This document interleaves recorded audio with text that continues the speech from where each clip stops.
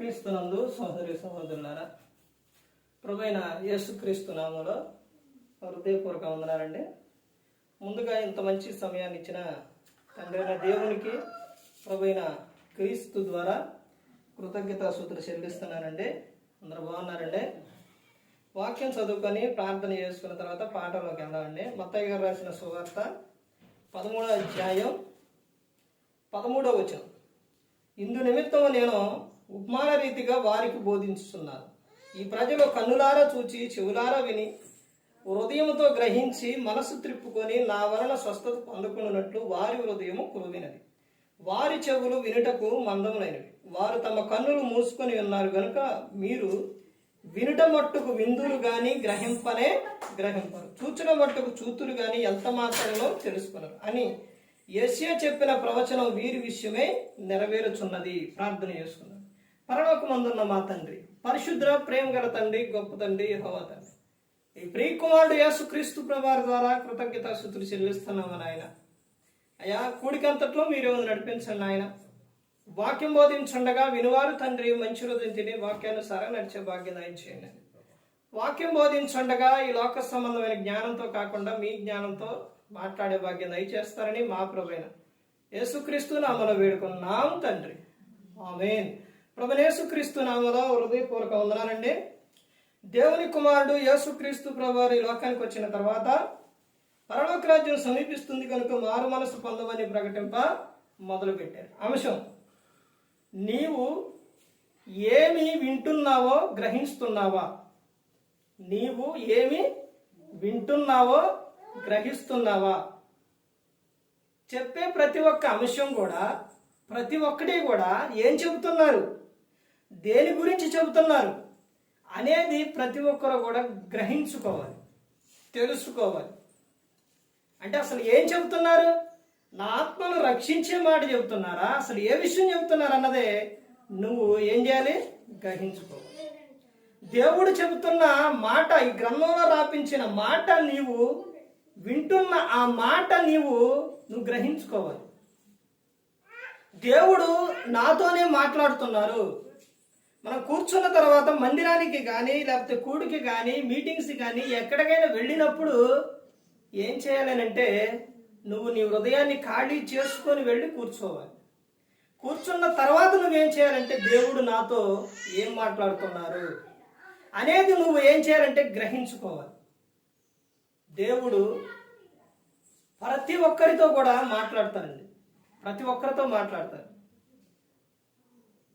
వారి వారి ఆలోచనలో వారు కలిగి ఉన్న విధానము అక్కడున్న వ్యక్తులకు కానీ సేవకుడికి కానీ తెలియకపోవచ్చు, కానీ దేవునికి మాత్రం ప్రతి ఒక్కటి తెలుసు. నువ్వు కూర్చునుట, లేచుట, పడుకొనుట, మొత్తం కూడా త్రోవలు వెళ్ళట అన్నిటి నాకు తెలుసు. నువ్వు ఎక్కడికి వెళ్ళేది, ఏం చేస్తున్నది అన్నది నాకు తెలుసు.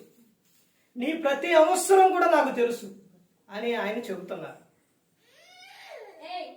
నువ్వేం వింటున్నావో తెలుసుకో, గ్రహించు ఒకసారి. ఆయన చెబుతున్న విషయం ఏంటనంటే, ఇదిగో అక్కడ ఏమని చెబుతున్నారు? మత్తయి సువార్త 13వ వచనం నుంచి 15వ వచనం వరకు అక్కడ వారికి ఉపమానం చెబుతున్నారు.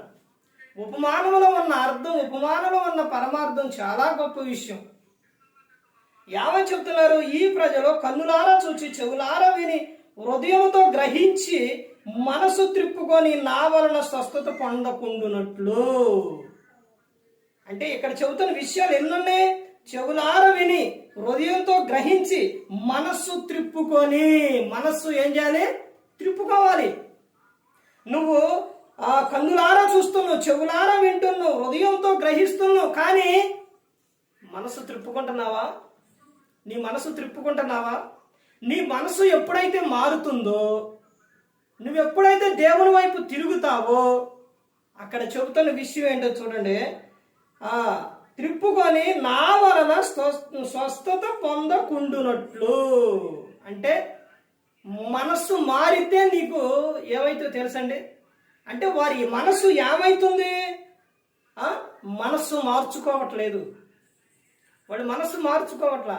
అదే పాత జీవితం, ఇంకా పాత జీవితమే. సంవత్సరాలు ఏమంటే సంవత్సరాలు దేవుడు వేస్తున్నారు. ఇప్పుడు 2024 తర్వాత ఇప్పుడు 2023 ఇచ్చిండు, అయిపోయింది. 2024 ఇచ్చిండు, అయిపోయింది. మరలా నీకేమిస్తుండో 2025 ఇస్తుండు. నువ్వు ఇంకా మారకపోతే ఎలాగా? నువ్వు ఇంకా తెలుసుకోకపోతే ఎలాగా? ఇంకా గ్రహించకపోతే ఎలాగా? నువ్వు ఇంకా ఇంకా ఇంకా నువ్వు దేవుని వైపు తిరగకపోతే, ఆయన మాట విని, ఆయన గద్దింపు విని తిరగకపోతే నీకు స్వస్థత ఎలా వస్తుందో ఒకసారి ఆలోచించు. అక్కడ ఏమో చెబుతున్నారు చూడు, నా వలన స్వస్థత పొందకుండానట్లు ఇంకొకటి ఉంది. ఎందుకు స్వస్థత రావట్లేదు? ఎందుకు ఒక వ్యక్తికి స్వస్థత రావట్లేదు అని అంటే అక్కడే చెబుతున్నారు, వారి హృదయము క్రొవ్వినది. ఏమైపోయింది? క్రొవ్వినది.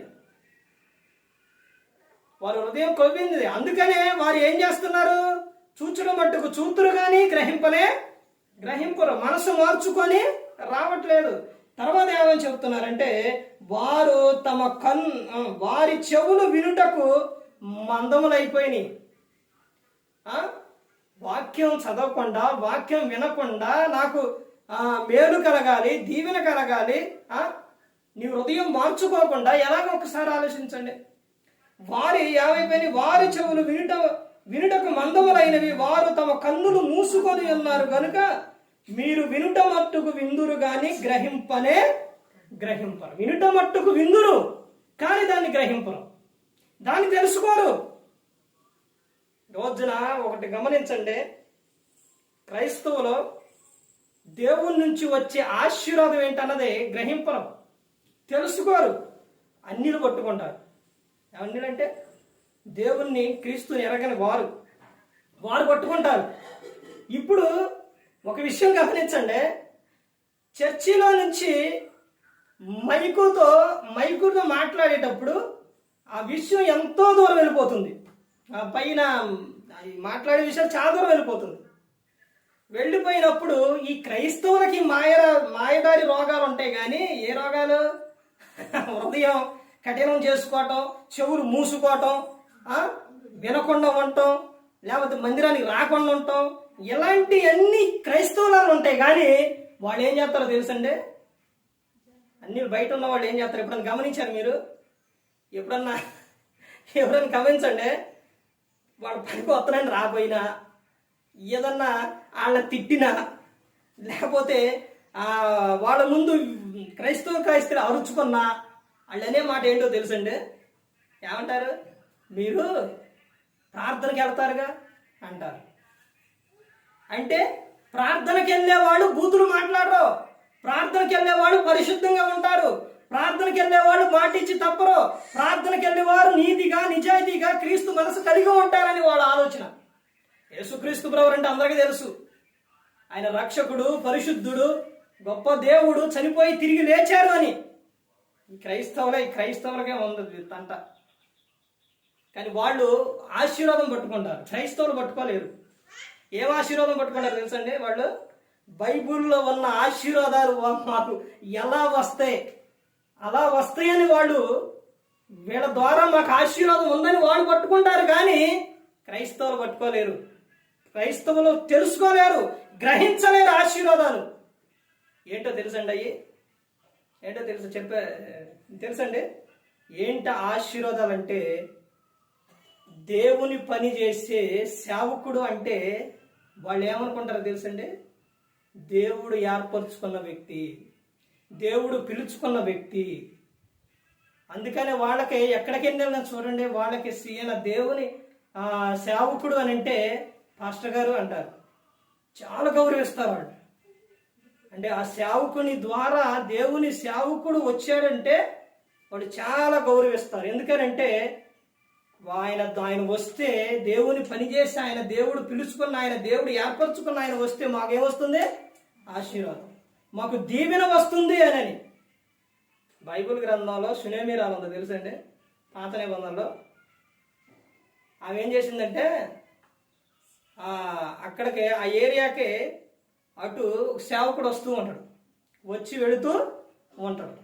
ఎలీషా గారు వచ్చి వెళుతూ ఉంటే భర్తతో చెప్పిద్ది ఏమనంటే, ఏమండి మన ఇంటికి వచ్చి వెళుతున్న ఆయన ఎవరు అనుకున్నారు? దైవజనుడు అండి మన ఇంటికి వచ్చి వెళుతున్న ఆయన అని చెప్పింది. చెప్పి ఆయన వాళ్ళ ఇంటి మీద గోడ మీద ఇల్లు కట్టి ఆయన రెస్ట్ తీసుకోవడానికి ఇల్లు గది కట్టించింది. ఎందుకనంటే ఆయన వచ్చినప్పుడు అక్కడ రెస్ట్ తీసుకోండి అనమాట. అప్పటి వరకు పిల్లలు ఉండరు, తర్వాత గర్భఫలం వచ్చింది, ఆ పిల్లవాడు ఎదిగిన తర్వాత కొంచెం ఎదిగిన తర్వాత పిల్లవాడికి జబ్బు చేసింది, చనిపోతాడు. తర్వాత ఏమే వెళ్ళి అక్కడికి వెళ్ళిన తర్వాత ఆయనేమో వేరే వాళ్ళనే పంపిస్తానంటే వద్దు మీరే కావాలని ఆయన్నే తీసుకొని వచ్చిన తర్వాత ఆయన వచ్చి ఆ పిల్లవాడిని ఏం చేస్తారో బ్రతికిస్తారు. అతడు దైవజనుడు అని ఆమె ఏం చేసింది, గుర్తించింది. అట్ట బైబిల్ గ్రంథంలో రోమీయులకు రాసిన పత్రిక 16వ అధ్యాయం 4వ వచనంలోని చాలా మంది 16వ అధ్యాయంలో మొత్తం పౌలు గారు అందరి గురించి చెబుతారు, కానీ వందనాలు చెప్పండి వాళ్ళు దేవుల్లో ఉన్నారు అన్ని అందరి గురించి చెబుతారు అక్కడ. అయితే వాళ్ళలో 4వ వచనంలో మాత్రం 2 భార్యాభర్త కనపడతారు. ఎవరు? అకుల ప్రిస్కిల్ల. ఒక సేవకుని కొరకు తమ ప్రాణం ఇచ్చుటకైనను వాడు తెగించారు. వారికి వందనాలు చెప్పండి. వారి ఇంట ఏముంది? సంఘం ఉంది. తర్వాత అన్ని జనులు వారికి ఏమై ఉన్నారు? కృతజ్ఞులై ఉన్నారు. చూశారంటే అన్ని జనులు కృతజ్ఞులై ఉన్నారు. రెండో ఆశీర్వాదం వాళ్ళు ఏం పట్టుకుంటారో తెలుసండి? ఇది మా క్రైస్తవులు ఎవరైనా పట్టుకుంటారా? వాళ్ళు రెండో ఆశీర్వాదం ఏంటంటే బైబిల్లో యేసుక్రీస్తు చెబుతారు, వీరు క్రీస్తు వారని గిన్నెడ చన్నీళ్లు ఇస్తే వారికి వచ్చే ఫలం అధికమవుతుంది, ఆ ఫలం పోదు అని చెబుతారు. గిన్నెడ చన్నీళ్ళు అంటే గిన్నెతో తీసుకొచ్చి ఇచ్చేవి కాదు. గిన్నెడ చన్నీళ్ళు అంటే తాగే నీళ్లు, మంచి నీళ్ళు, వాటర్. ఎక్కడికి వెళ్ళినా కానీ నేను ఎక్కడికి వెళ్ళినా అన్ని జనులు వాళ్ళు ఉంటే గబగబా వాళ్ళు ఎవరైనా కానీ దేవుని గురించి ఈ పట్టుకున్న వారు ఏమంటారు తెలుసండి? అయ్యా మంచినీళ్ళు తాగుతావా అంటారు. ఒక సేవకుడిని ఒక ఆమె స్టేర్ కట్టిందంట. కట్టిన తర్వాత ఆయన అక్కడికి వెళ్తే వాళ్ళు అన్ని జనులే, కానీ సేవకుడు అక్కడికి వెళితే ఆ పెద్ద ఆయన చేయిని పట్టుకొని గదికి తిప్పిందంట. ఎందుకు?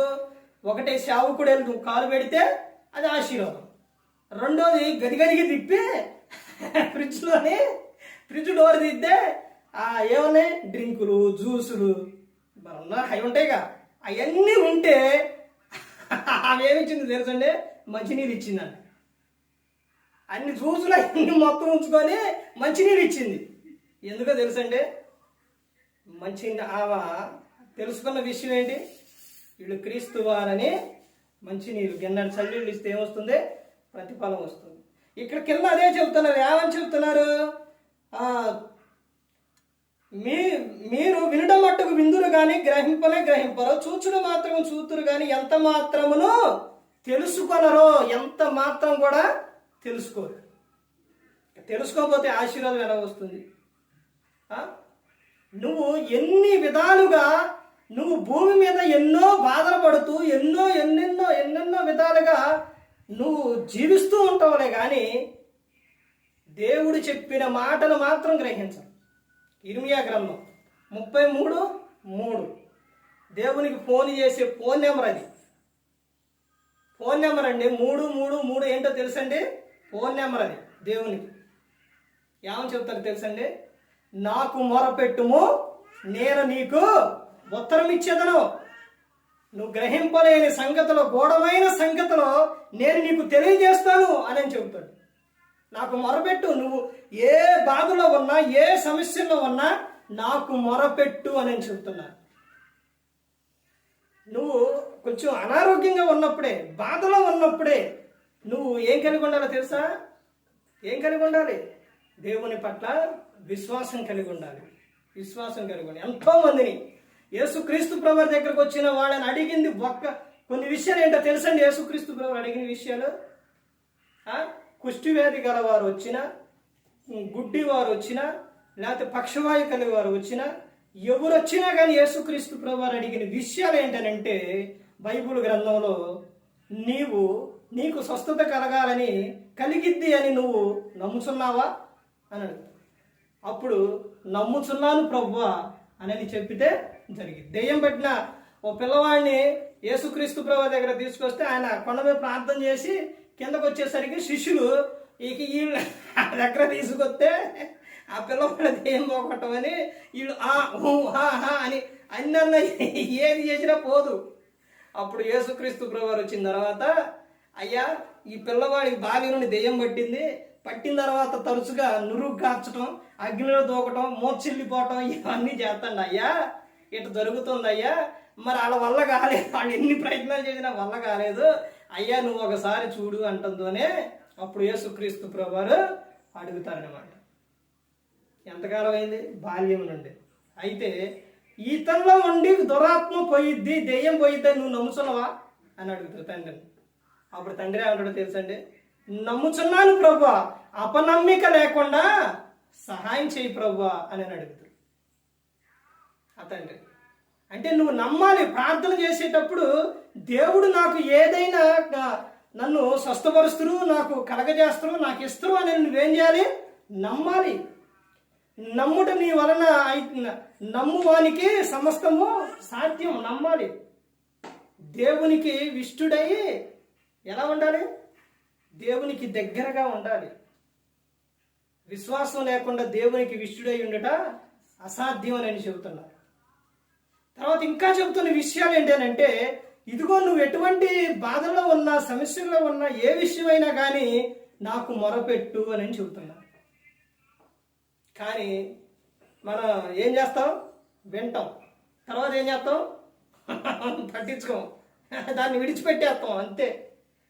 ఎందుకు మాకు ఆయన ఏదో ప్రార్థన పెట్టిండు, వెళ్ళాలి, వెళ్ళకపోతే బాగోదు అనే తప్ప క్రైస్తవులు ఈ రోజున ఆయన చెప్పిన వాక్యము, అది దేవుని వాక్యము, ఆ వాక్యానికి ప్రార్థన తోడైతే దేవునితో చెప్పుకుంటే ఆ రెండు విషయాలు ఏంటో తెలుసండి. ప్రార్థన అనగా దేవునితో నువ్వు మాట్లాడుకోవడం. ఒక 1000 రూపాయలు కట్టాలి, ఒక 10,000 కట్టాలి, ఒక 1,00,000 రూపాయలు కట్టాలి, ఆయనతో మాట్లాడాలంటే ఆయనకి ఎంత ఇవ్వాలి అనేది కాదు. అర్థమైందండి? ఎవరైనా నువ్వు విశ్వాసం కలిగి ఉండి ఆయనతో మాట్లాడుకోవచ్చు, దేవునితో. అలా ఉన్నప్పుడు, అలా మాట్లాడుకున్నప్పుడు, దేవునితో నువ్వు మాట్లాడుకున్నప్పుడు ఫిలిప్పీయులకు రాసిన పత్రిక 4వ అధ్యాయం 4వ వచనం నుంచి చెబుతున్న విషయం ఏంటంటే, ఎల్లప్పుడూ ఆనందించుడి, మరలా చెప్పుదును ఆనందించుడి, మీ సకలము సకల జనులకు తెలియబడనీడి, ప్రభు సమీపంగా ఉన్నాడు.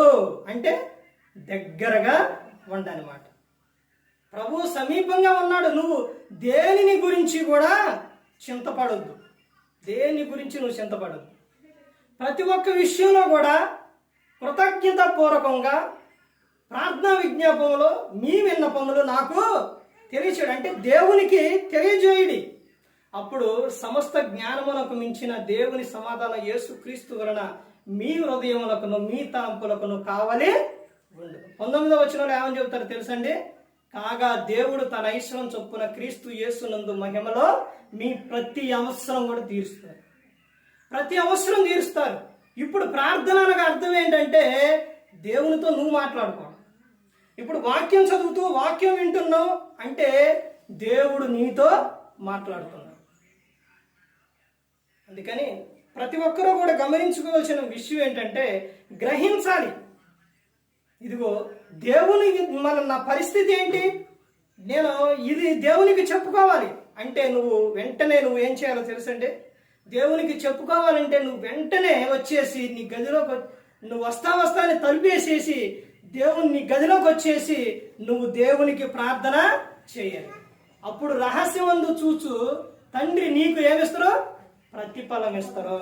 అలా నేను ఎన్నోసార్లు వారిని కానించి ఎన్నోసార్లు ఆ విధంగా నేను చేశాను. కన్నీటితో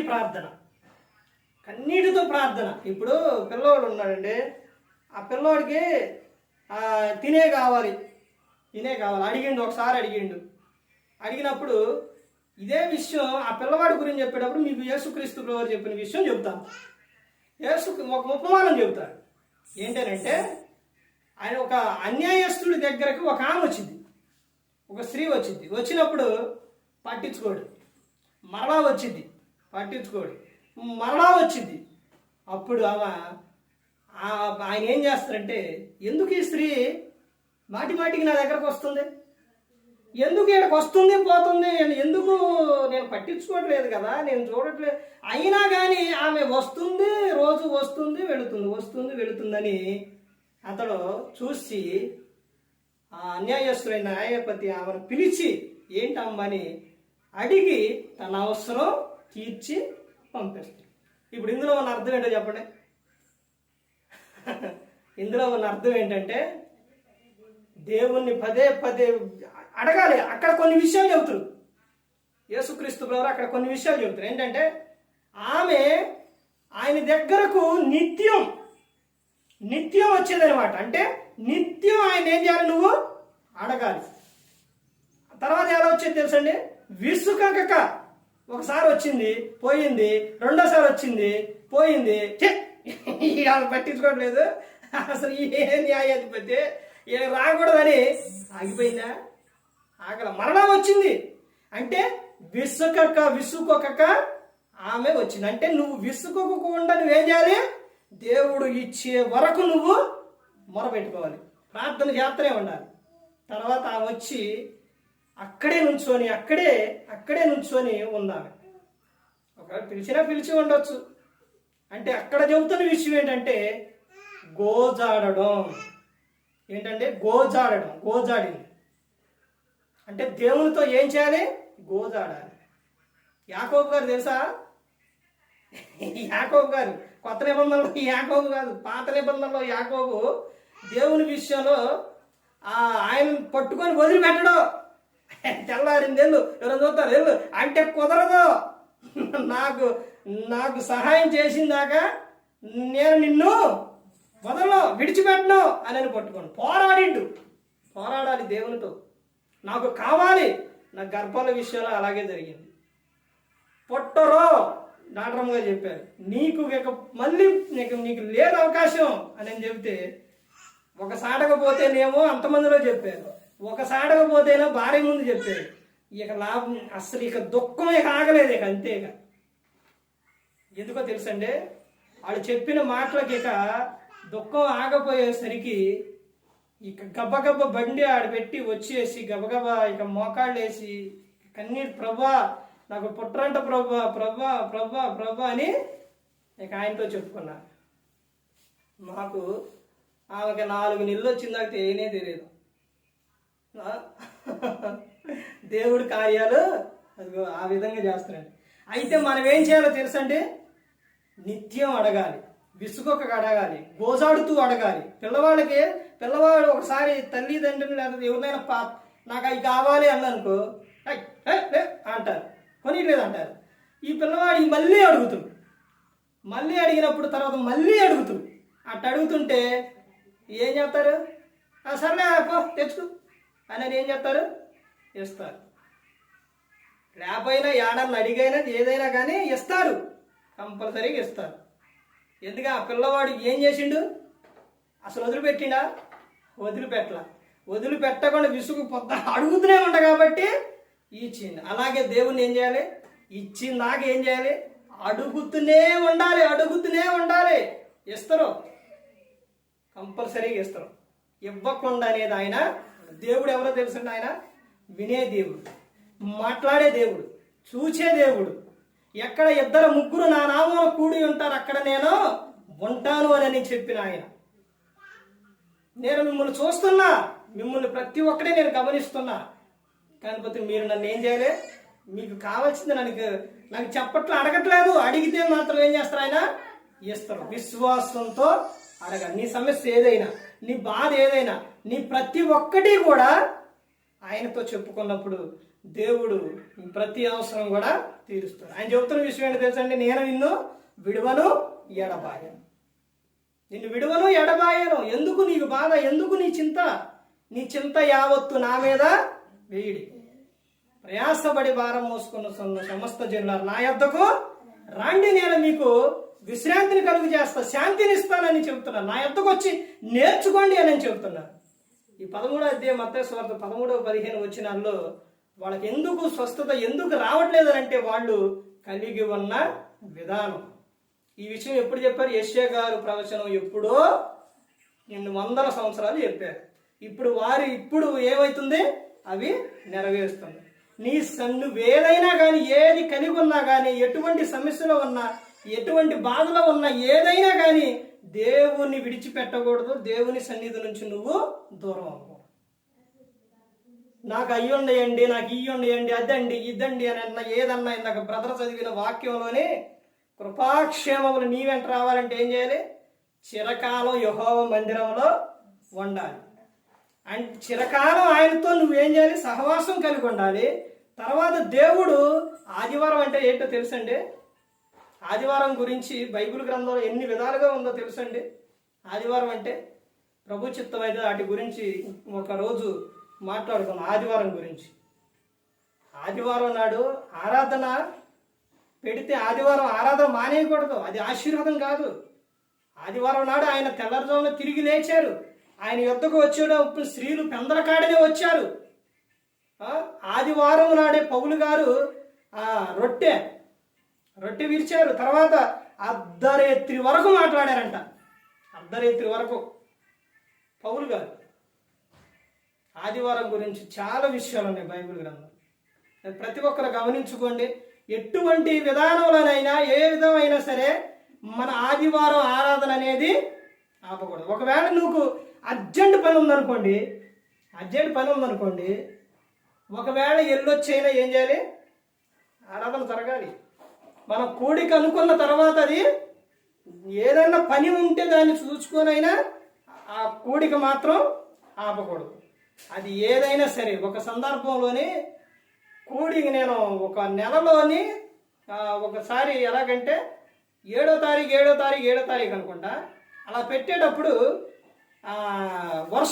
బాగా వర్షం పట్టింది. వర్షం వస్తుంది. వాళ్ళేమో సగానికి సేవకు వాళ్ళు వచ్చేసారు. వర్షం పట్టింది, వర్షం వస్తుంది. వాళ్ళ పాప అంట మళ్ళా వచ్చే వారం పెట్టుకోవచ్చుగా, వచ్చే నెలలో పెట్టుకోవచ్చుగా, వర్షం వస్తుందిగా, ఎలాగా ఆపమని రాదు డాడీ అని అన్నాను. ఆయన పొరపాటును కూడా ఆపు చేయడం. ఆరాధన అనేది, కూడిక అనేది అనుకున్న తర్వాత ఆగేది కాదు. ఇక మనకి ఎటువంటిది ఏదైనా సరే మనం ఆయన పనులు ముందుకు వెళ్ళినప్పుడు, ఆయన నమ్ముకొని ముందుకు సాగుతున్నప్పుడు ఆయనే మనకేం చేస్తారో సహాయం చేస్తారు. ఆయన పట్ల విశ్వాసం కలిగి ఉండాలి. ప్రతి ఒక్కరు గమనించుకోవాలి. ఏ ఒక్కరు కూడా నశించి నరకానికి వెళ్ళిపోకూడదని యేసుక్రీస్తు ప్రభువారు ఈ లోకానికి వచ్చి మనందరి కోసం సిలువలో తన ప్రాణాన్ని పెట్టి ఉన్నారు. నీ భారం ఏదైనా, నీ ప్రతి అవసరం ఏదైనా కానీ, నీ సమస్య ఏదైనా కానీ దేవునితో చెప్పుకున్నప్పుడు యేసుక్రీస్తు ప్రభువారి ద్వారా మన ప్రతి అవసరం కూడా ఆయన తీరుస్తాడు. నువ్వు మొరపెట్టుకుంటే, నువ్వు పిలిస్తే, నువ్వు ఆయనకు చెబితే ఆయన విడిచిపెట్టు. కానీ ఇప్పుడు క్రైస్తవులు ఎలా ఉన్నారనంటే ఈ రోజున ఎందుకు జరగట్లేదు, ఎందుకు ఏదైనా ప్రతి ఒక్కటి ఎందుకు జరగట్లేదు అని అంటే ఒక విధానం ఏంటనంటే, ఒకటి విశ్వాసం లేదు. సేవకుడు విశ్వాసం గురించి చెప్పి బైబిల్ గ్రంథంలో ఒక విషయం ఉంటుంది. నువ్వు ఆవగినంత విశ్వాసం కలిగి ఈ కంబళ చెట్టుని ఇక్కడి నుంచి సముద్రంలో పడు అంటే పడిద్ది అని నీ సేవకుడు చెబితే పడిద్దా అని పడిద్దంట. అయితే నా ఇంటి ముందు ఒక దెబ్బ ఉంది, ఈ దెబ్బ పోవాలని నేను ప్రార్థన చేస్తానని ఆమె ఏం చేసిందంటే తలంటుకొని తలుపేసి గదిలోకి వెళ్ళి ఆమె ఏం చేస్తుంది? ప్రార్థన చేసింది. మనం చెప్పారా ఈ విషయం? ప్రార్థన చేసింది. ఉదయం నుంచి సాయంత్రం వరకు ప్రార్థన చేసి వచ్చి తలుపు తీసేసరికి ఆ దెబ్బ ఆడే ఉంది. ఇప్పుడు ఏముంది? నాకు ముందే తెలుసు ఈ దెబ్బ పోతుందని. ఆమెకు తెలుసు.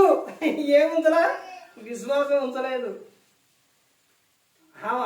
దాన్ని ఏమనుకొని ప్రార్థన చేసి పోయిద్దే పోదా, పోయిందంటవా, పోయిద్దే పోదా అంటే అవిశ్వాసంతో ప్రార్థన చేస్తే దేవుడు వినడం. హెబ్రీలు రాసిన పత్రిక 11వ అధ్యాయం మొత్తం దేని గురించి అండి? దేని గురించి? విశ్వాసుల జాబితా. మొత్తం విశ్వాసుల జాబితా. అది విశ్వాస వీరులు మొత్తం వాళ్ళందరూ కూడా విశ్వాసం కలిగి ఉన్నప్పుడు దేవునికి మనం ఇష్టలుగా ఉంటాం. విశ్వాసం చాలా ప్రాముఖ్యమైనది. ఆయన ఉన్నాడని, ఆయన మనకు సహాయం చేస్తారని ప్రతి ఒక్కరు కూడా నమ్మాలి. ప్రతి ఒక్కరు కూడా దేవుని యందు భయభక్తులు కలిగి పరిశుద్ధాత్మ మాట ఏంటో హృదయశుద్ధిని కాపాడుకుంటూ క్రీస్తుని పోలే నడుచుకున్నప్పుడు ఈ లోకం విడిచిన పరలోకానికే చేరుకుంటారు. ప్రతి ఒక్కరు కూడా దేవుని యందు ఎలా ఉండాలి అంటే, నాకు ఆయనే ఏదైనా కానీ నాకు సహాయం చేస్తారు అనే నమ్మకంతో, విశ్వాసంతో ఉండాలి. మరి ఈ విధంగా నిలబెట్టి మాట్లాడించిన తండ్రి దేవునికి కృతజ్ఞతాస్తుతులు చెల్లిస్తూ, ఇంతవరకు శ్రద్ధగా ఉన్న మీకు ప్రభు పేట్ల హృదయపూర్వక వందనాలు చెల్లిస్తూ ఈ మాటలు ముగిస్తున్న అందరికీ వందనాలండి.